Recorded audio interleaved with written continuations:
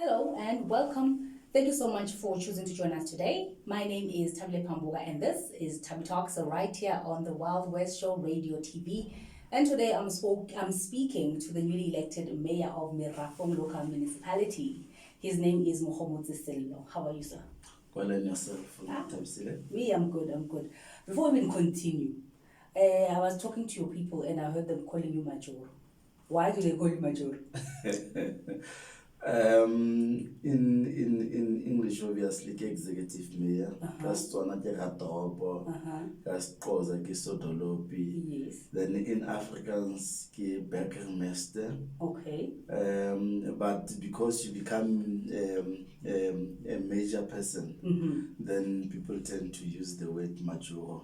It is actually across. If you can check most of the municipalities, they use that majority. Yeah, major to say this is the number one citizen, the guy who's in charge. Yeah. So major one green. Oh no, let's not get there. So am I allowed to call you major?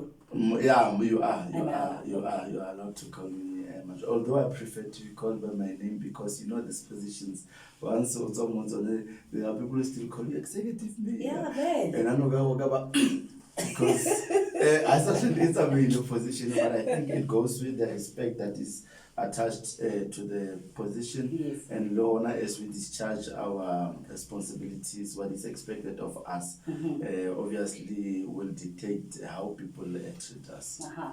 All right, so today I would just like to talk about Merafong. Okay. Your position, your duties, and we'll just have a conversation, but before we even get into it, you are a newly elected mayor of Merafong local municipality. Yes. Am I correct? So yes. You've been in charge for 2 months? 2 to 3 months? Yeah, it's 2 months. 2 months then? Yes, roughly 2 months. Yes. So you're fairly new in this, and before you were the MMC of infrastructure. Yes. Correct? So who is Muhammad Sello? So that we just get to understand and know the man before he became the executive mayor. Muhammad Sello is a young man who just turned 39 on Monday, on the 18th of May. Happy belated birthday. Thank you very much. Born and bred in Merafong, in a farming area called Holfontein. Okay. And it's situated in Ward 1, where I happen to be a ward councillor since 2011 to date. Okay. In the previous term, I was the MMC responsible for Sports, Arts and Culture, Library, Information Services. And in this term, since 2016, I then became the MMC responsible for infrastructure development. In my previous life, before I became a councillor, I was a ward committee member, also a secretary of the ward committee. I don't know whether should I go to the organization or it's fine. No, it's fine. Okay. I was a youth league chair of a branch, ANC treasurer, secretary, chairperson, the Merafong sub-regional deputy chairperson of ANC. That I've been serving that term for two terms now. Also under election teams under the ANC, I am responsible for mobilization in terms of planning for elections. In terms of tertiary education, I studied with the University of Northwest. I did my first degree there in training and development, and later I just graduated last year on postgraduate diploma in public management. Also received from a Divine College consortium a few years ago an honorary PhD in philosophy on leadership and governance. Wow. So that was the honor more of honoring the services that have been rendering to the community. Sure. As you know, that diamond doesn't necessarily sharpen itself, but it depends on the hands that hold it. So as we see it shining most of the time, sometimes the shining is natural, but sometimes it's due to people shaping it up. So I am a product of the people of Merafong. Wow. Now, the list is long. Like, you've been in the organization for a while, and you've been doing a couple of things. Yes. So what made you decide to join politics? I think at some point in our lives as young people in this country, there was a time when there was no choice. Okay. You had to be active, irrespective of which political party you affiliate to. Having been born in a farm, obviously you'd have a situation where people in the farms were mistreated, and some of them, they didn't even know where their rights were. And at some point, being born in farming areas, people normally, we think we go to school, we don't even complete high school. Yeah. You just go into a farm, you get into a tractor, you work there. Working. But I had to challenge that and say, this thing is doable. I may achieve my degree at a later stage, but I know it's doable. Then I joined the Youth League, joined the African National Congress, mother body. Later, when I was busy as an activist, some young people came to me and said, hey, we're looking for a council. And I was busy telling them that, guys, this is what we need to do. Let's continue to give support to the current, or let's look for someone. Then they were like, you know what if the person that you're looking for is actually the one that we're talking to? Oh, okay. I was like, come on, guys. And they said, we're not actually asking you, we're telling you. Okay. And I became a ward councillor for the first term and the second term. It had its own challenges though, but the organization that we come from prepares us, cooks us, sharpens us for tough times that we will face ahead, and when such times come, we are stronger. So when you say the organization that you come from sharpens you guys, and so do you guys go to like a training school? Like, do you guys go to lessons and, to some college? Because I'm asking because you speak to most politicians, even ANC members, even other political parties. Someone couldn't fun, you sound, you use certain words, certain places, certain way. So do you guys go for training and then, to say, okay, when you speak to people, these are the words, the key words to use? When we joined the organization, we go through what we call induction. Okay. That is where we get trained. What is it that the organization stands for? Okay. And how to conduct yourself as a member of the African National Congress. We are also we sign an oath that says I voluntarily joined the organization. I will use my resources, my expertise to the advantage of their organization, and even for people who are outside the organization. Now, so that prepares us. But on my other life, I'm also a facilitator in terms of inductions on what is it that the organization stands for, the history of the organization, where are we taking the organization, because you know that what happens in the organization in most cases is what happens in the country, because we inform policies of the country. Now, with all the training that you guys get, how to conduct yourself, how to present yourselves, what the organization stands for, can you say right now that the ANC, the members of the ANC, are doing exactly that? I will say to you in my language, we say, "Mashi akhomo ke phepa ke le nosi." Meaning? Selabe se tla le motsa kgamelo. Meaning the organization prepares us, the organization is clean, the organization is perfect. It's us individuals sometimes who tend to taint the very same clean organization. Once we have joined it, once we've been trained on the do's and don'ts, and we deviate from what is expected of us. But what is important to note is that the very same organization has principles, has a constitution on when you do wrong, what is it that has to be done on you, and if you are found to be factually wrong, then it's either you are expelled or you are taken through a course that will make sure that you become, depending on the case, and the outcomes or the verdict. Now, interesting you should say that, because now it's crazy. within the ANC is crazy. I know you're still, on local municipality level. However, you are the member of the ruling party, and the ruling party is, in charge right now of South Africa. It's chaos. People are worried. People are scared.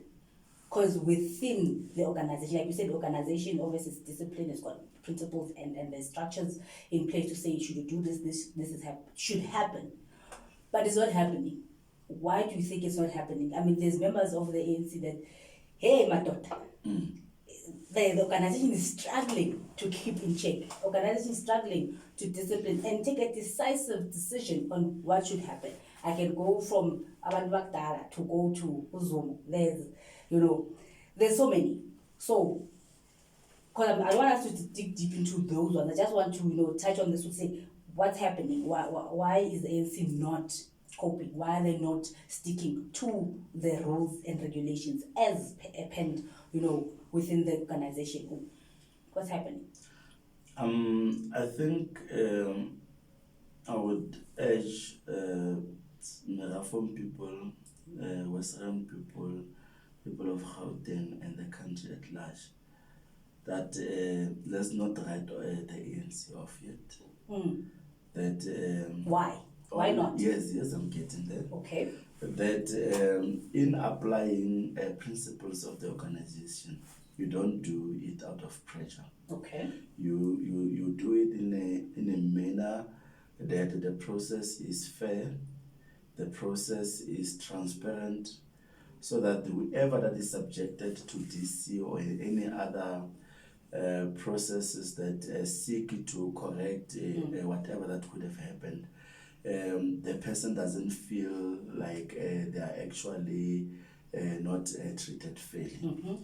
If we are to look at the cases that have been before either DC or the Integrity Committee of the organization, they have been taken through. Some of them have even reached the PEC, some have even reached the NEC, and people have been processed. But I want to try as much as possible not to dwell much into the organization, because I know I came here more of on governance. Now, if I get deeper into the organization, when I'm not even delegated by the regional secretary, then I might find myself in hot waters. But all that I know is all is not lost. If you look at the current elections that we've just had now, I mean, it's all over the media that the African National Congress has been able to take forwards from the other official opposition party. Yes. That on its own, that is a confirmation of confidence from the people, and also a reminder to us that we do not necessarily have to fail the very same people. Where we have been able to deliver services, let us improve. Where we have been unable, let's look at what is it that is making us to deliver services efficiently and effectively to the users, end users, beneficiaries, or I don't want to say our people, but I want to say to the community, because we don't own people. I know sometimes this gets so confusing. We don't own people, but once people vote us, they have confidence in us. And I can assure you that in Merafong, we are trying our level best. We've never had a time where the entire city doesn't have water or the entire city is dark. We want to acknowledge that, yes, we are facing challenges, but trust this leadership that every organization goes through difficult moments, but we will come out of this moment stronger than before. Don't lose hope, don't lose faith in us. We are still raising our hand and saying we are here to be counted, and we have no intention to deliberately fail our voters. You've been going through this for a long time, eh? Now, by the way, okay. Hold on. Yes. Talking about service delivery. Yes. Right? And you say continue to do service delivery efficiently. Now let's go to Merafong. Yes. It's no secret Merafong has been struggling for a while. Even with Mayor, the previous mayor, yes. and right? And Merafong is one of those municipalities, part of the West Rand, by the way. And people fully forget that Merafong is part of the West. You guys are a bit far, right? You're like towards the end of West Rand, if I can put it like that. And like I said, there's been no secret that there's been issues with service delivery, to a point of that some of the residents took matters to their own hands because they're like, yeah, no, our mayor is not helping us. Opposition parties have issued statements, they've written about saying that municipality doesn't have money, going as far as say municipalities, some months they get left with like 1,000 rand in their account. How is that delivering service efficiently if there's those such issues that we are talking about? Hence, I'm saying you said that an organization goes turbulent. It's been a long turbulence. When did we get to a point to say, "Bona, turbulence is finished now. We are cruising." We are cruising. Okay. Let me start with the part that says we are towards the end of West Rand, quite far from West Rand, and say to you, if you look at the three municipalities, you've got Mogale, you've got Rand West, you've got Merafong. This one is between the two. So Merafong is towards the end, towards northwest, and Mogale is also towards the end, towards Joburg. So both of us as Mogale, we are on the far end of West Rand, yes. And you guys are different province. You guys are going to Northwest. No. It's a different province. No. We're still in Gauteng because closer to Joburg. But we agree with you on the part that says for quite a very long time we feel as Merafong that we've been sidelined in terms of development. And most of the people, sometimes when they mention us, there's just the west side of somewhere there of Joburg. Yeah, they don't necessarily mention the name. But we want to tell them that when you count the total number of municipalities in South Africa, we are counted there. We are not just a smaller Yana Dopi at the corner. But why do you think that's the case though? No, I will get there. Okay. We are a municipality that is recognized in terms of all the relevant legislation. Okay. And we are a city that has the deepest mine that is west deep in the whole of world actually. And we believe that with our turnaround strategy, we have to rebrand ourselves as Merafong. Okay. We want to acknowledge that you don't have influence on what people directly say about you, but you have influence on how you create a better outlook so that even if people viewed you negatively, they can then to see positive things coming out of Merafong. So on service delivery, I agree with you 100%. That we are facing challenges when it comes to service delivery. Hence, on the second week after the 31st, we agreed and said, you know what, as the Office of the Executive Mayor, we are going to lead a program under Teresano Service Delivery Program. Okay. This is a program that must go to different wards because we acknowledge that you must make the environment to be conducive and appetizing for someone to pay for their services. Okay. Because we've got three categories of community members as also payers in the municipality. You've got this one who says, I can afford, but I'm not happy with the environment. But this person still has an obligation to pay because they are using services. Then how do you make sure that this person, when they wake up in the morning, preparing for work at 4 o'clock, going to a mine, when they go outside, the street lights are working. When they drive their cars, the potholes are patched or the road is rehabilitated. You make sure that this person, there's no illegal dump that is somewhere which is environmentally unfriendly, at the same time will cause unnecessary or invite unnecessary diseases. Then we have said, with the little resources that we have, Okay. let's zoom into these different wards. We'll go throughout Merafong, we've got 28 wards. Let's go there on Friday, but it doesn't mean that during the week is slumberland, nothing is taking place. Okay. But we're dedicating our time and energy in this particular ward, bringing more of comprehensive package. Then we've got this person who says, now I'm working, but I'm unable to pay. We're saying to this person, come back. Okay. You are also an equal resident of Merafong, irrespective of your financial or your economic status. Come forward, make arrangement with the municipality so that we don't necessarily come and switch off your lights, and because you can't switch water, you know, water is a constitutional right that you can't deny a person. So, but we can switch off electricity if you don't pay. Then we agree with you that if we get into terms, then we're able to pay the municipality. Then we've got the third person who says, I can't afford, because I'm earning 2.5. Instead of going there, I will tamper with the meter box because I'm getting an easy flow. Then we are saying to this person, no. You don't have to despair. Okay. Come. We have an indigent policy which is going to cover you.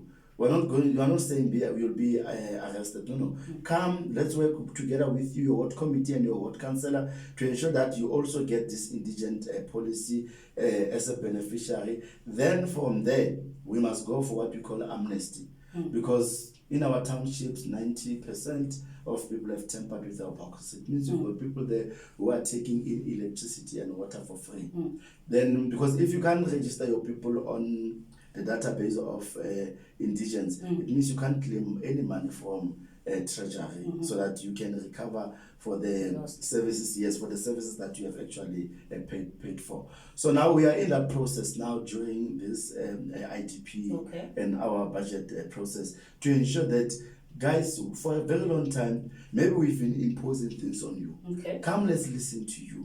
COVID is making things worse because we can't come closer to you and say to you, we are in a big meeting, we have to use the visual platforms, we have to use technology to reach to our communities.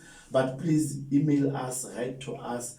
If we are saying to you as options, instead of, because we have a policy now, the policy says if you buy electricity, instead of getting your 100% electricity, we take a particular amount to your areas, then you give you electricity that is lesser than the one that you purchase for. That is in order for us to get money from you. But now we are saying, how about getting into an option where you get your electricity 100%, you make arrangement. If you make a standard figure, let's say 350 or 250, you stick to that.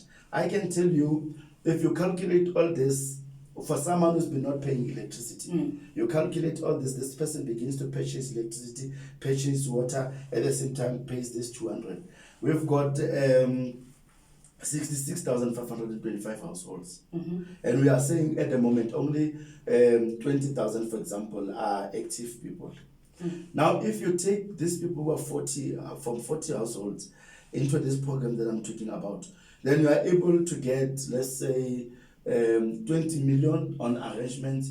You are also able to get 12 million, as example, on a water and electricity that they will be buying. Then on monthly basis, you've got almost 36 million. This is the money that you'll be able to channel to what? To basic services. Because basic services are actually in a direct proportion to what you get from the community. Right. Mr. Mayor, let me just interject there just for a minute and talk to the listeners, saying that if you are interested in advertising with us right here on the Wild West Radio Show, please do not hesitate to contact us on platform at Wild West Show Radio TV, where you will be able to then be assisted with the requirements on how you can advertise and make your business even bigger than it already is. I mean, we are online, so we can reach people that are far beyond Mokhalesi or even the West Rand. And also, if you just want to communicate with us, we are on our socials, and we are on Facebook, we are on Twitter, we are on YouTube, we're everywhere basically. And it is Wild West Show Radio TV. That is where you can interact with us, leave a comment, a message, shout, laugh, whatever that you need to do. But we are there, you can communicate with us. And right here in studio, I'm still with Majoro, the new elected mayor of Merafong local municipality. Now, Majoro, you speaking about Interisan, right? Saying that you guys are busy launching the Interisan. Look, Interisan is not a new thing. it's been there. And it's been like a vehicle that I know even other mayors, previous mayors, have used or have tried to use, or well, I don't even know if it is a front or it's something that you guys feel it's comfortable to use and say no, Nteresano, because Nteresano has been there, right? And you say that you guys are busy doing this new project with Nteresano. Why was it not used before? Because Nteresano has been there for a while. I mean, it was part of the campaign that was launched by Premier Makura. Correct me if I'm wrong. Yes. But it's been there, and I know most other municipalities have tried it. Why was it not used before in Merafong? Because you were part of the mayoral leadership, right? You were the MMC. And if you guys have used it before and it didn't work, what makes you think it's gonna work now? I want to categorically state it clear that I don't want to sit here and behave as if on the 30th I was not there, and I only started existing on the 31st. You just woke up there. Yes, no. That will be more of being a populist. Okay. I am acknowledging that we are facing challenges as a municipality. And I have said to the team of management and also of executive councillors, that is your mayoral committee members together with councillors at large. I have said we need to acknowledge that our pace has not been what is expected of us. Okay. For once, let's forget about our perceived divisions by the community. Okay.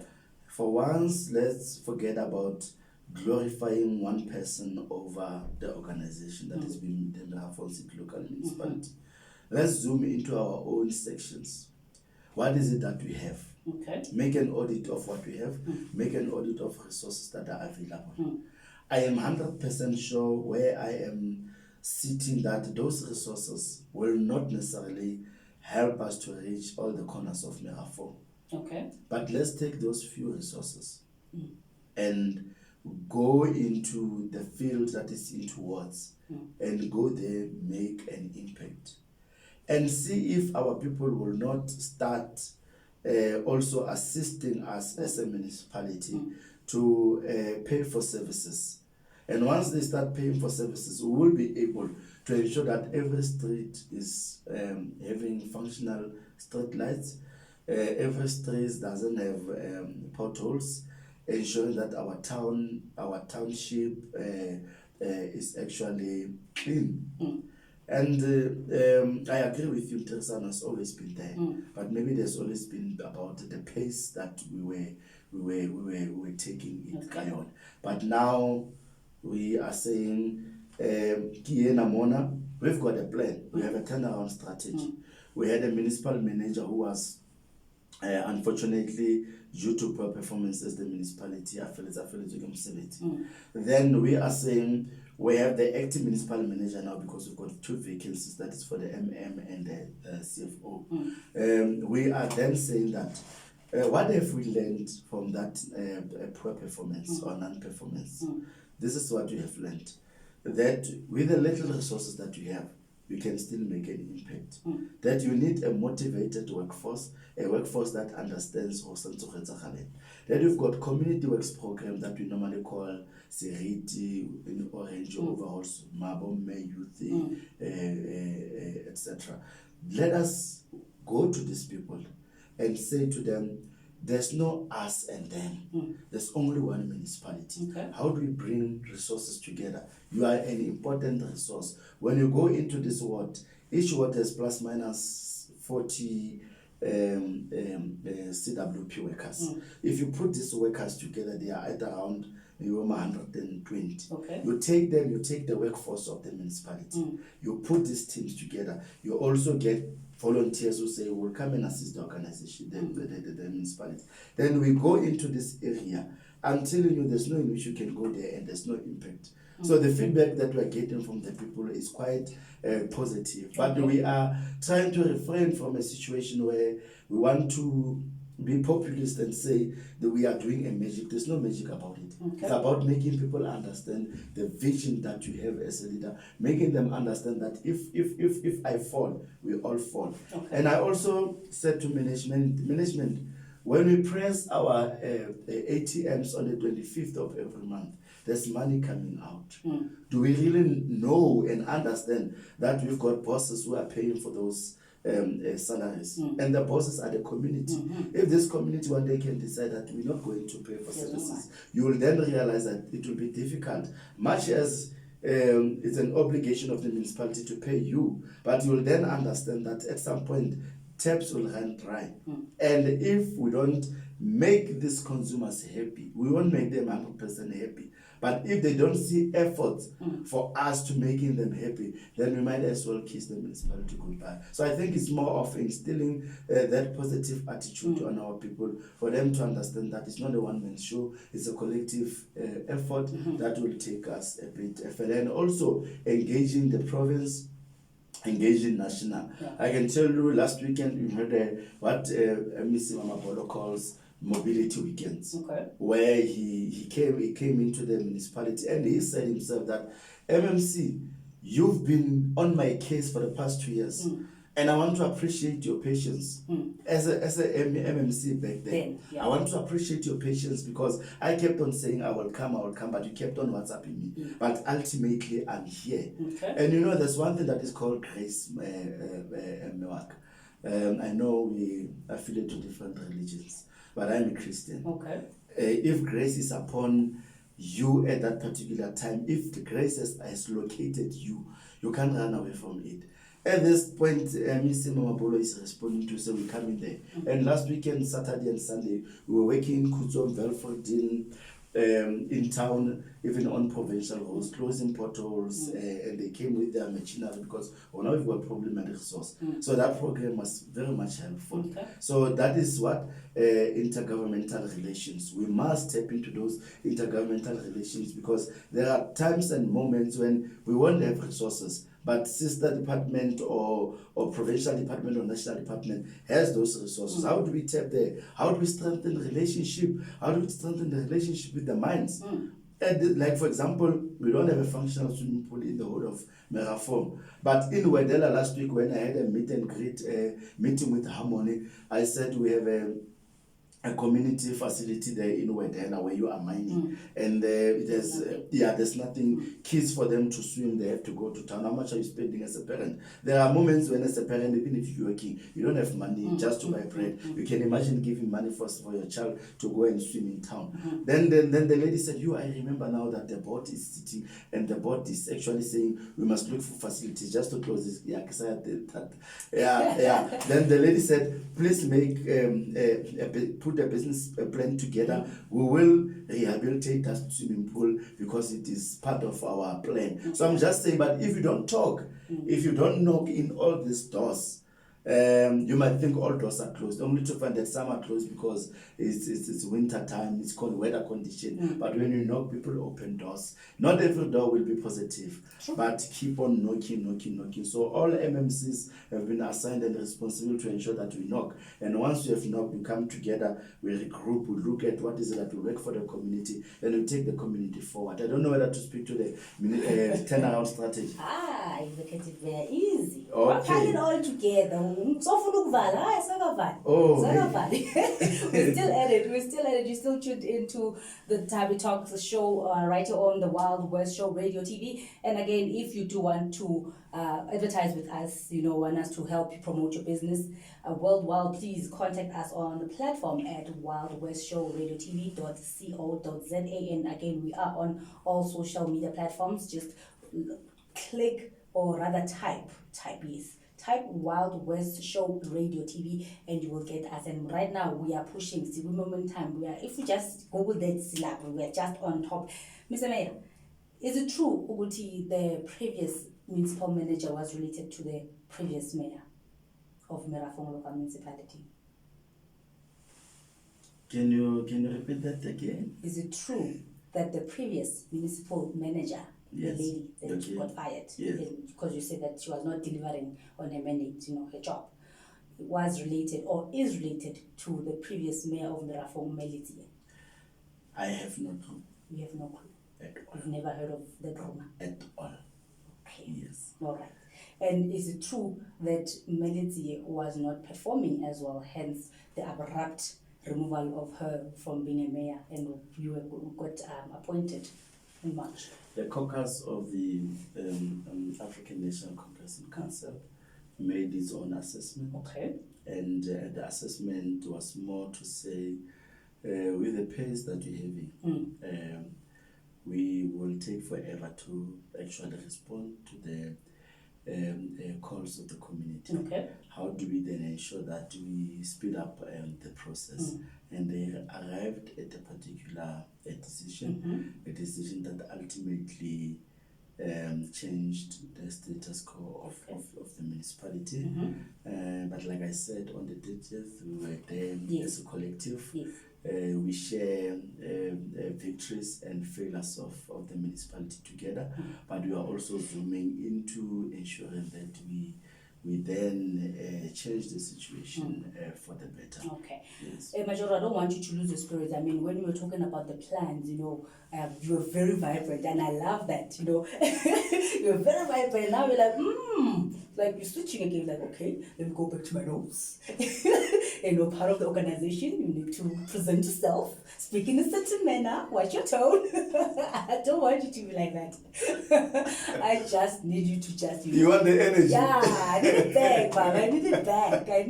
No, the energy is there. These are some of the questions that obviously community has. You ask, you hear rumors, and right here on the show, I want to have facts. I wanted to know, not go by hearsay, because rumors can be very dangerous. They can break a person as well. And we're not about trying to breaking people. Just need to clarify the facts and say, is this true? Is not true? If you're not the person, you don't know if it's true or not. Well, like you said, you don't know. Yes. So we'll leave that as that. We shall continue and find out if it's true or it's not. Maybe someone will come forward and say, yeah, Mina, I know. Yes. I've got the proof. But now you are the newly elected mayor of Merafong. And you're a young man. I mean, you're hardly 40. Yes. Right? And I would like to believe you have a fresher mindset. I would really like, and I hope you do. Because look, in all honesty, we look at our leaders. Hey, Nikugile wa ANC. Most of the people that should have retired. I mean, you look at the law of the country to say, at what age should people retire? Maras Nabandabana 78. We've got Abandabana 75, and sometimes you watch Parliament and Balele, and you're like, but my God, come on now. Is my future in this lady's hand? They are ukatele in this gentleman. He's tired. Umdana, una 75, una 80, una 82, and they're still working. When will you guys, because you guys are part of the youth, ANC Youth League, and you guys are growing into the organization, when will you guys, the young ones, say, okay, it's enough? We understand the organization. Yes, you guys brought us into the organization, taught us, groomed us, and. But everything needs to change. We all grew up in different time frames. Abazali bethu grew up in a certain world, and they behaved in a certain way and raised us in a certain way. We are growing in a different world with technology and so much more, and different challenges to what our parents had. So we need to tackle issues in a different way. You are a young mayor in the moment, and congratulations, by the way, on your new elected position. Thank you very much. So I should have congratulated you from the beginning, but congratulations. No, but I know the heart has always congratulated. Of course, First time I got in. No, I'm glad you felt the love when you walked in here. But so when will you, as the young members, say, we've got this to the elder generation? You guys, you taught us well. We know what needs to be done, and we've got ideas. It's time for you to step down. I think you're taking me to back to the organization. Don't go too much. Just a bit. Just answer that with you. When is the right time for you to say, okay, we are stepping in. Please go and retire. Go relax. I think COVID taught us many things. That even comorbidities are also a challenge. We have been saying on employees who are above a particular age, they can voluntarily decide not to continue working because they are vulnerable, susceptible to the pandemic and other related challenges that go with age. On the guidelines of the organization, Go back. The guideline is clear to say there's this particular percentage that must be deliberately set aside for young people. Okay. And that will ensure that we have a new layer of leadership that is made up of young people, but without necessarily taking the old away completely, but understanding that the old are there to also mentor the young people. So the process is fair. It's a fair process. Young people who are in the organization, they must understand that the organization is not discriminating anyone. When you go to branch general meetings, where we'll be electing candidates either for ward councillors or proportional reps as councillors for the upcoming elections. Let young people have their own reflection. Okay. But at the same time, young people must understand that reflection doesn't just happen overnight. It should have started many years ago, where we say, what is the demographics? Maybe if you look at the kind of membership that we have, how do we then influence recruitment? How do we then influence recruitment to ultimately ensure that young people in their large numbers, they are part of the organization? And ensure that ultimately they influence processes from within. But the guidelines are also clear to say, even if you're not an ANC member, you are this young person who is passionate, driven, who is a visionary. When you go to public meetings, community says, we want this young person to lead us as a councillor. The ANC says you can become a councillor candidate, provided you agree that once the community has agreed on you under organizational processes, then you can become an ANC member, then you can become a councillor. So here is an opportunity for us as young people to influence things internally in a positive way without necessarily fighting. We've moved from those days of fighting. We are now we need to be smart, but we need to be deliberate in our efforts to ensure that we empower young people, because young people are the future of this of Merafong City Local Municipality and also the future of the country. So I agree with you 100%, but I don't want to sit here and behave as if those old people who are leading us have imposed themselves. They never imposed themselves. We are the ones who elected them in conferences. We are the ones who elected them. Then take them out now. It's time for them to go. Yes, taking out is not like just that illegal eviction. It's not illegal eviction. It's a process. But I agree with you. I agree with you that we need innovators. Yes. We need fresh minds. We need the speed, because the knees must agree with the brain, and the brain must agree with the foot. Yes. So you know what? You've wrapped it quite nicely. You've put a nice wrapper around it, and you put a nice bow into how you answered that question. But in not to go into too deep into such, other companies, even other government institutions, they sort of force you when you reach a certain age to say, so now 65, take your package and go. But yeah. But you know where that must happen. We are not going to go there, because I know you're going to wrap it up nice like you did now. You had a huge box and you wrap it up nicely. All I'm saying is it's time for you, the young ones, to take charge and the time is now. Please do it. It's now or never. With the plans as the young elected mayor of Merafong, what is the new strategy that you like? I heard you, like, with the Interesano, that you spoke to the